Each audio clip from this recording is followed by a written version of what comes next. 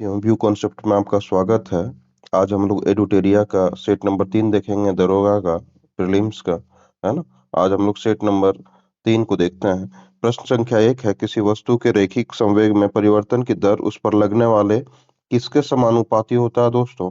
तो हम लोग जानते हैं किसके समानुपाती होता है दोस्तों, तो बल के समानुपाती होता है। यह हमारे न्यूटन के गति के दूसरे नियम को दर्शाता है दोस्तों।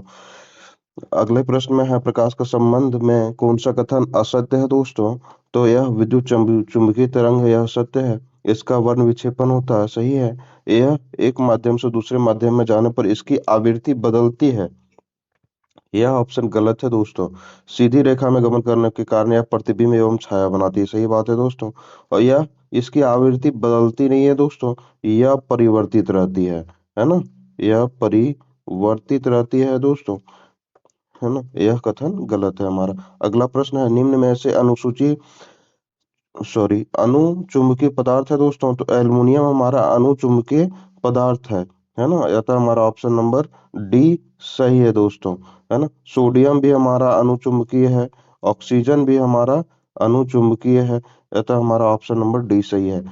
जब कोई पिंड मुक्त रूप से पृथ्वी की ओर गिरता है तो इसकी कुल ऊर्जा क्या होती है दोस्तों। तो इसकी कुल ऊर्जा या परिवर्तित रहती है।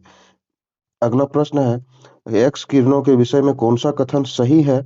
तो एक्स किरणों के विषय में यह कथन है कि विद्युत चुंबकीय क्षेत्र और चुंबकीय क्षेत्र द्वारा विक्षेपित नहीं होती है दोस्तों। इसका ऑप्शन नंबर डी सही है। अगला प्रश्न है, चुंबकीय बल रेखाओं के गुणों के संबंध में कौन सा कथन सही है, उसका चयन करना है।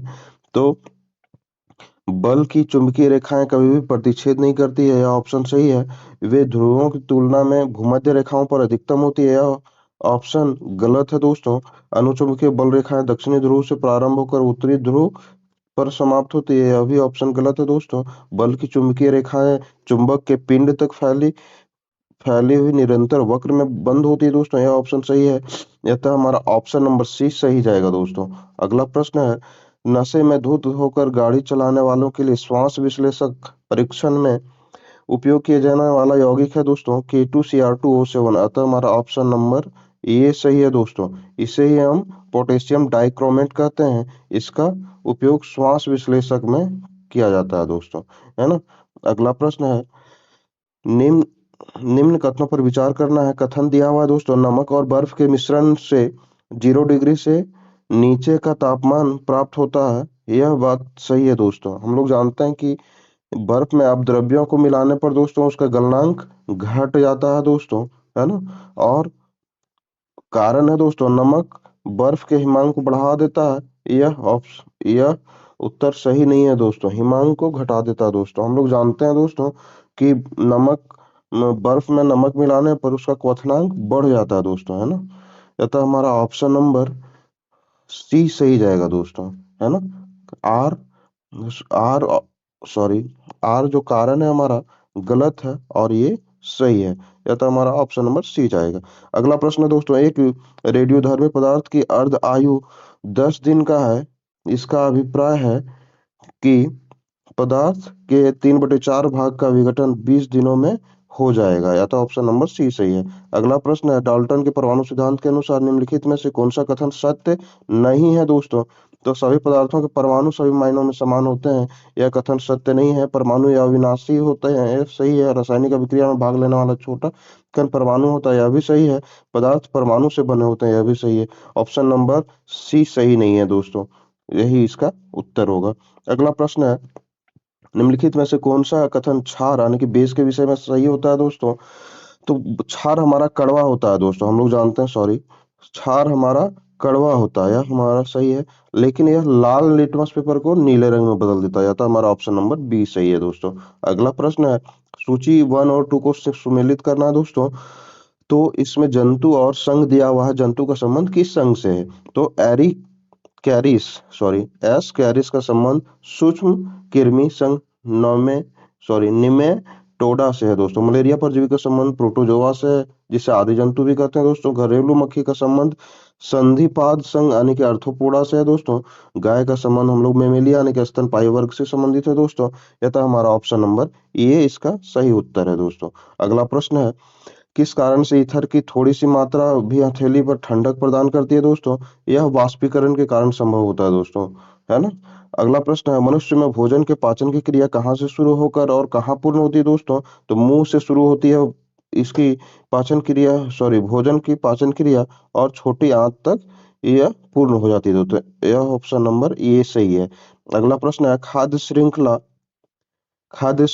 है क्या है दोस्तों? एक जीव से दूसरे जीव दूसरे जीव को खाद्य या भोजन का स्थानांतरण ही खाद्य श्रृंखला कहलाता है। मर्सिलिया फर्न और हॉर्सटेल निम्नलिखित में से किस पादप समूह से संबंधित है दोस्तों? तो टेरिडोफाइटा से संबंधित है। ऑप्शन नंबर ये सही है हमारा। अगला प्रश्न है, निम्नलिखित में से कौन सा लार सलाइवा का लाभ नहीं है दोस्तों? तो सलाइवा हमारा आरबीसी में वृद्धि नहीं करता है दोस्तों। यह निगलने में मदद करता है। यह मुख और दांतों को साफ रखता है दोस्तों। ओठों और जिह्वा की गति को अनुकूल बनाए और बोलने में मदद करता है। यह तो हमारा लाभ नहीं है कि आरबीसी का वृद्धि नहीं करता सलाइवा दोस्तों। यह तो हमारा ऑप्शन नंबर बी सही है।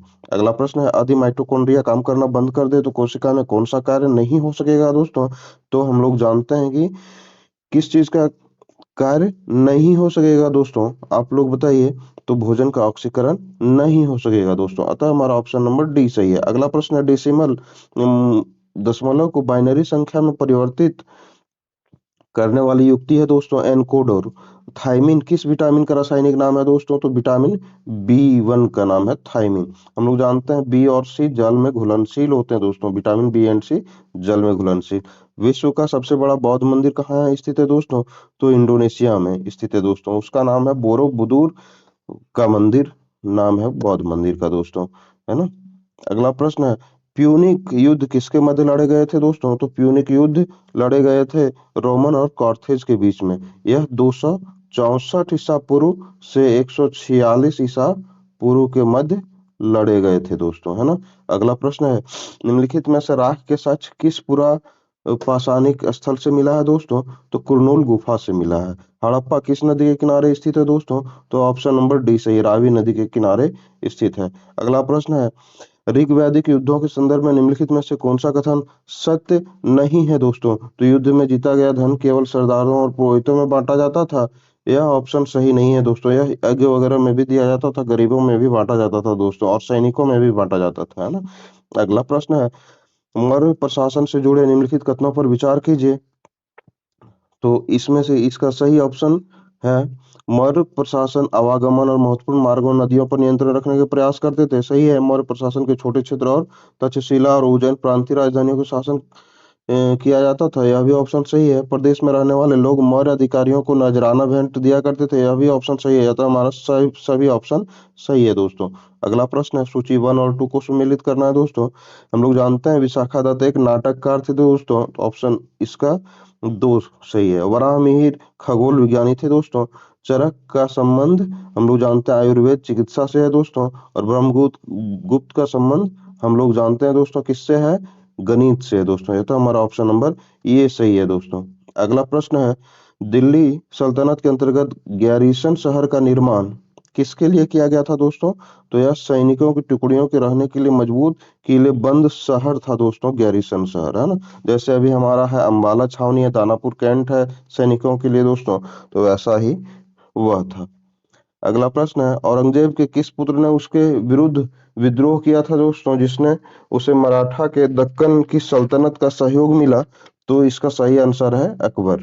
अकबर जो है सो इसका विरोध किया था, है ना। द... अगला प्रश्न, 1922 में गांधी जी को सजा सुनाने वाले जज कौन थे दोस्तों? तो जस्टिन सीएम ब्रूमफील्ड थे। ऑप्शन नंबर ये सही है। निम्नलिखित में से किस सिख गुरु ने खालसा पंथ की स्थापना की थी दोस्तों? तो हम लोग जानते हैं गुरु गोविंद सिंह ने खालसा पंथ की स्थापना की थी। कब की थी दोस्तों? तो 1699 ईस्वी में। इसे भी याद रखना है दोस्तों। हरिजन हरिजनों की या क्षमता के लिए उच्च जातियां जिम्मेदार है, यह किसने कहा था दोस्तों? तो एच जे खांडेकर ने कहा था। यह ऑप्शन नंबर बी सही है। अगला प्रश्न है, राजा राम मोहन राय के बारे में कौन सा कथन असत्य है दोस्तों? तो इन्होंने मूर्ति पूजा और धार्मिक अनुष्ठानों का समर्थन किया। यह ऑप्शन गलत है दोस्तों।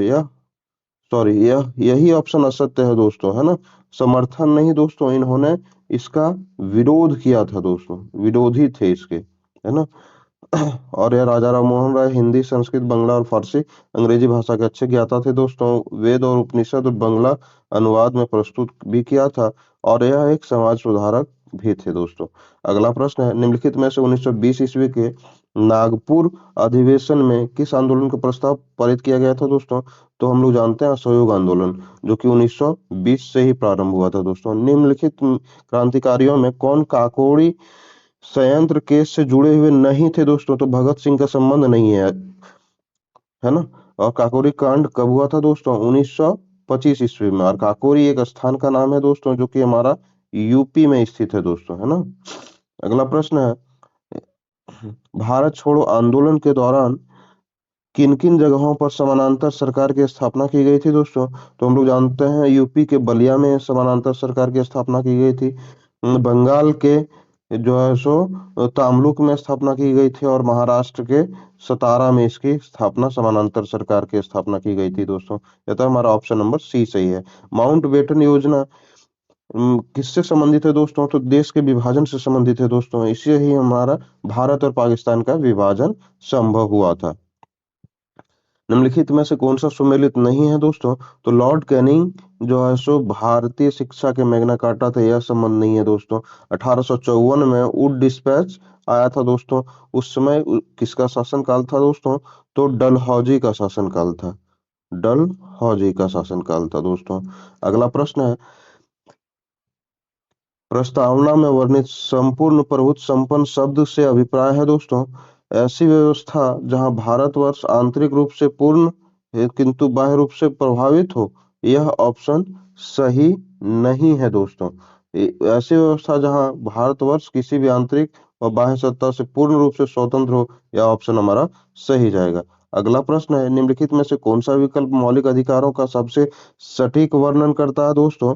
तो हमारा मौलिक अधिकार का सबसे सटीक वर्णन करता है संविधान द्वारा प्रदत्त और सुरक्षित समस्त अधिकार हमारा सटीक वर्णन करता है। निम्नलिखित में से संदर्भ केंद्रीय बजट से है दोस्तों।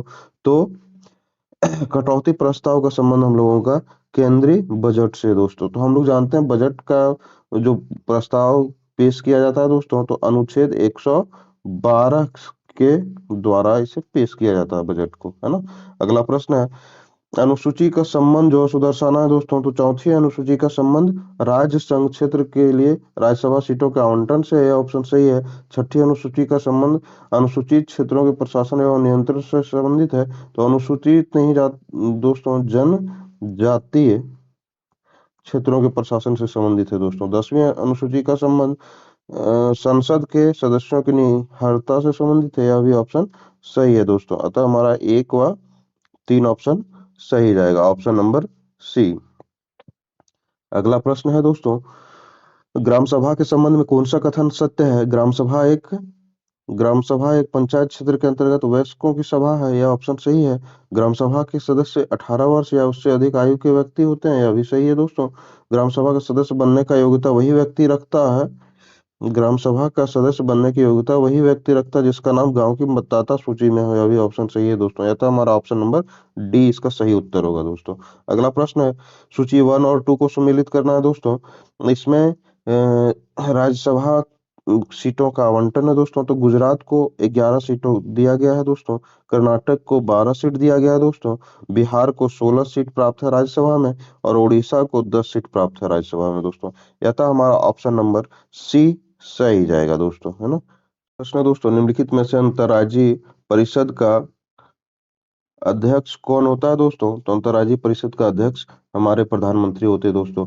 अंतर्राज्यीय परिषद का गठन अनुच्छेद 263 के अधीन किया गया है दोस्तों।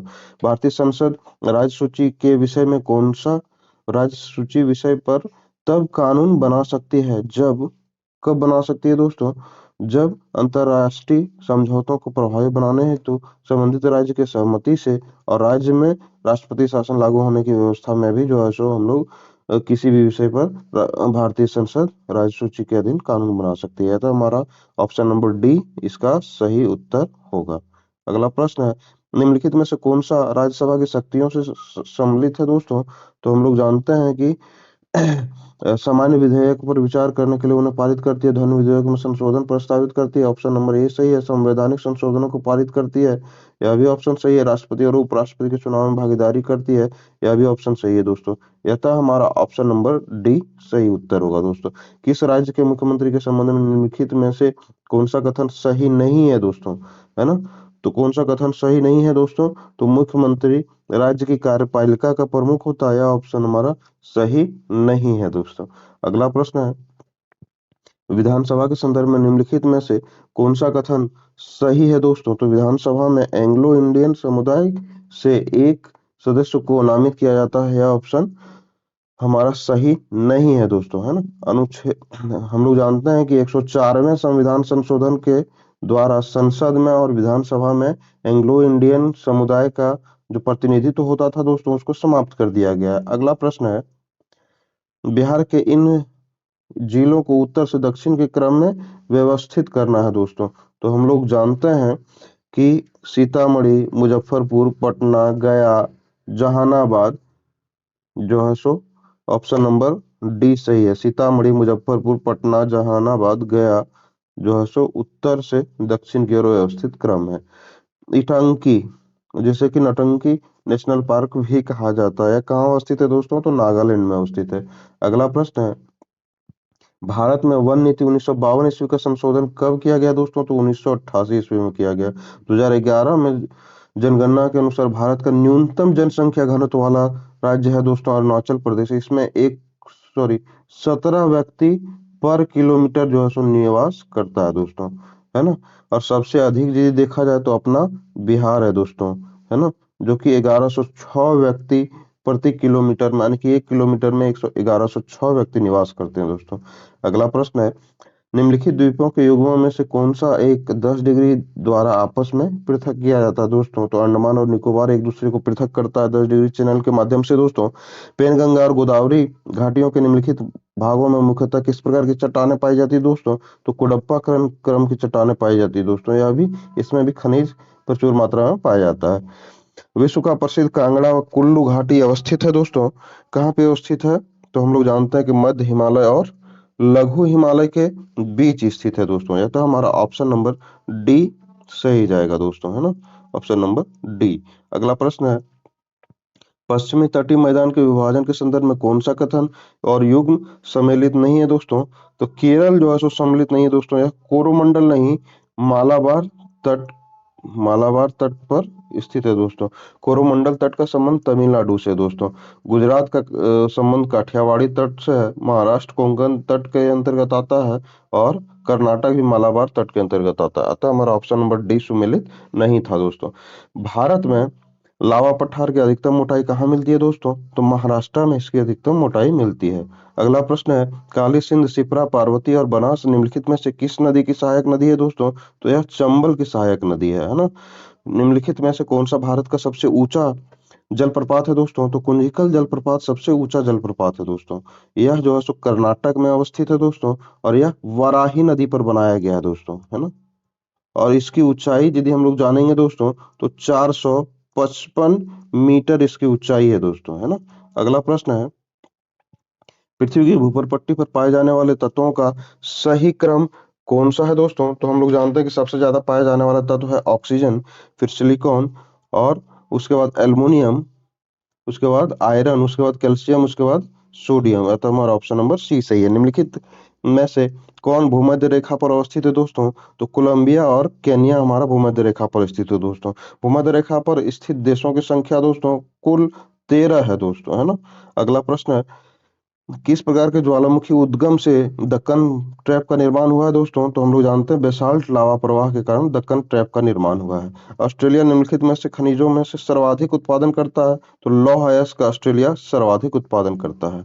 अगला प्रश्न है, निम्नलिखित में से किस पारिस्थितिकी तंत्र में जैव विविधता अधिक पाई जाती है दोस्तों? तो हम लोग जानते हैं कि उष्ण कटिबंधीय वर्षा वन में जो है सो इसका पारिस्थितिकी तंत्र में जैव विविधता अधिक पाई जाती है। तो ऑप्शन नंबर बी सही है। आयात और निर्यात पर लगने वाला कर कौन सा है दोस्तों? इनमें से कोई नहीं है दोस्तों।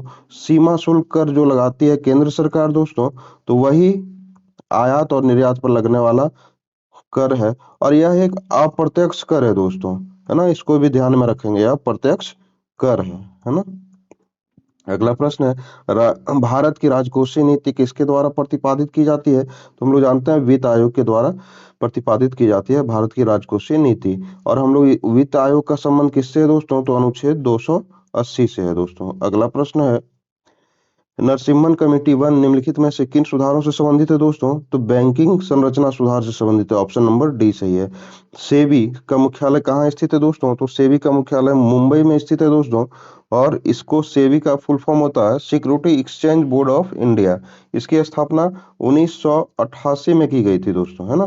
ये भी बात को हम लोग ध्यान में रखेंगे। अगला प्रश्न है, भारतीय नियोजन के वास्तुकार कौन थे दोस्तों? तो भारतीय नियोजन के वास्तुकार पंडित जवाहरलाल नेहरू थे दोस्तों, है ना। आर्थिक सर्वेक्षण 2024-25 के अनुसार वित्त वर्ष 2025 में कृषि क्षेत्र में कितना प्रतिशत वृद्धि का अनुमान है दोस्तों? तो 3.8%, ऑप्शन नंबर सी सही है। अगला प्रश्न है, नए आयकर दर के अनुसार 24 लाख से अधिक आय पर कितना टैक्स लगेगा दोस्तों? तो 30% टैक्स लगेगा। बिहार के अगले शुष्क बंदरगाह का उद्घाटन कहाँ किया गया? तो बिहटा में उद्योग मंत्री नीतीश मिश्रा के द्वारा इसका उद्घाटन किया गया। ट्विटर एक्स की नई सीईओ किससे प्रतिनियुक्त किया गया दोस्तों? तो लिंडा आकारिनो को इसका नया सीईओ ट्विटर का नियुक्त किया गया है। अगला प्रश्न है, ऑपरेशन किन्विक्शन किससे संबंधित है दोस्तों? तो यौन उत्पीड़न से संबंधित है, धर्म परिवर्तन और गौ हत्या से संबंधित है दोस्तों। ये तो हमारा ऑप्शन नंबर डी सही है। एंटीबायोटिक दवा का प्रयोग कम करना, ऑपरेशन अमृत इससे संबंधित है दोस्तों। ऑपरेशन अमृत से संबंध रखता है ना। अगला प्रश्न है, भारत और ओमान के संयुक्त नौसैनिक अभ्यास नसीम अल बहर का आयोजन कहाँ हुआ था दोस्तों? तो गोवा में। भारत और ओमान के बीच में नसीम अल बहर का आयोजन होता है, ये भी याद रखना है दोस्तों। अशोक हॉल का नाम बदल करके अशोक मंडप कर दिया गया, ऑप्शन नंबर बी सही है। अगला प्रश्न है, बिहार की कितनी महिलाओं ने पद्म पुरस्कार 2025 से सम्मानित किया गया? तो 2 महिलाओं को किया गया दोस्तों। एक है हमारी स्वर कोकिला शारदा सिन्हा गायिका, जिसे पद्म विभूषण से सम्मानित किया गया है दोस्तों। और दूसरी है निर्मला देवी, जिनका संबंध सूजनी कला में वो निपुण थी दोस्तों, उसे पद्म श्री पुरस्कार से सम्मानित किया गया दोस्तों, ना। दोनों को याद रखेंगे। स्वप्निल कुशाले, जिन्होंने पेरिस ओलंपिक में कांस्य पदक अपना नाम किया, वे किस राज्य से संबंध रखते हैं दोस्तों? तो वह किस राज्य से संबंध रखते हैं? तो हमारा महाराष्ट्र से संबंध रखते हैं दोस्तों, है ना। स्वप्निल कुशाले का संबंध शूटिंग से है दोस्तों, राइफल शूटिंग से है संबंधित दोस्तों, है ना। ऑप्शन नंबर सी सही था। निजुत मोइना एक योजना है दोस्तों, जो कि असम सरकार के द्वारा चलाई जाती है। इस योजना का उद्देश्य है दोस्तों बाल विवाह को कम करना, बाल विवाह पर अंकुश लगाना, है ना। हाल ही में प्रधानमंत्री नरेंद्र मोदी द्वारा वधावन बंदरगाह परियोजना की आधारशिला रखी गई। इस परियोजना अवस्थित कहाँ है अवस्थित दोस्तों? तो वधावन हम लोग जानते हैं कि महाराष्ट्र में अवस्थित है दोस्तों, है ना। अगला प्रश्न है, सिप्री द्वारा हाल ही में दुनिया भर में परमाणु हथियारों की स्थिति को लेकर के एक रिपोर्ट जारी की गई है। इस रिपोर्ट में कुल कितने देशों को परमाणु संपन्न बतलाया गया दोस्तों? तो कुल 9 देशों को परमाणु संपन्न सिप्री ने बताया है। उसमें भारत और पाकिस्तान दोनों शामिल है दोस्तों, है ना। अगला प्रश्न है, प्रधानमंत्री जनजातीय उन्नत ग्राम अभियान के संदर्भ में कौन सा कथन सत्य है दोस्तों? तो इस योजना से आदिवासी समुदाय के 5 करोड़ लोगों को फायदा होगा, यह ऑप्शन सही है। इसमें 63,000 आदिवासी गांवों को शामिल किया जाने का लक्ष्य है, यह भी ऑप्शन सही है। ये तो हमारा ऑप्शन नंबर सी सही है दोस्तों। अगला प्रश्न गणित का है दोस्तों, फिर हम लोग आगे बढ़ेंगे। प्रथम ओलंपिक खेल का आयोजन कहाँ हुआ था दोस्तों? तो यूनान में इसका आयोजन हुआ था। कब आयोजन हुआ था दोस्तों? तो हम लोग जानते हैं 1896 ईस्वी में इसका आयोजन हुआ था। सुब्रतो कप का संबंध किससे है दोस्तों? तो फुटबॉल से है। जर्मनी की आधिकारिक मुद्रा क्या है दोस्तों? तो यूरो है ना। इस बात को भी याद रखेंगे। वाटरमैन ऑफ इंडिया के नाम से किन्हें जाना जाता है? तो राजेंद्र सिंह को जाना जाता है। अशोक चक्र पुरस्कार की शुरुआत कब की इस वर्ष की गई दोस्तों? तो 1952 ईस्वी में। Find the wrongly spelled word, है ना। तो हम लोग इसको ज्ञात करेंगे रॉन्गली स्पेल्ड वर्ड को। तो हम लोग जानते हैं कि गैटी, जिसका कि मतलब होता है आनंद, यह ऑप्शन मतलब रॉन्गली स्पेल्ड है ये, है ना, इसका सही स्पेल्ड होता है GIETY होता है दोस्तों, है ना। तो इस बात को हम लोग याद रखेंगे। अगला प्रश्न है, तू डाल डाल मैं पात पात का अर्थ है दोस्तों चालाकी का जवाब चालाकी से देना। ऑप्शन नंबर डी सही है। सब्यसाची का इसका पर्यायवाची शब्द है दोस्तों, तो सब्यसाची का पर्यायवाची शब्द है अर्जुन। जिस तरह मुरलीधर का पर्यायवाची शब्द कृष्ण जी हैं दोस्तों, उसी तरह सब्यसाची का पर्यायवाची किनका है, तो अर्जुन का पर्यायवाची है सब्यसाची। महर्षि का संधि विग्रह यदि करेंगे दोस्तों तो महाजोड़ ऋषि है, तो हमारा ऑप्शन नंबर बी सही है। अगला प्रश्न है, from the following prefixes given below by adding which one in ability, which one in ability a new word can be formed। तो न्यू वर्ड कब फॉर्म किया जा सकता है दोस्तों, जब इसमें इनएबिलिटी लगाया जाए तो यह नया वर्ड बन करके सामने आता है दोस्तों। यह था हमारा यही प्रश्न संख्या 100 समाप्त होता है दोस्तों। ऐसे ही हमारे वीडियो देखने के लिए हमारे चैनल को सब्सक्राइब करें। धन्यवाद। आपका दिन शुभ हो दोस्तों।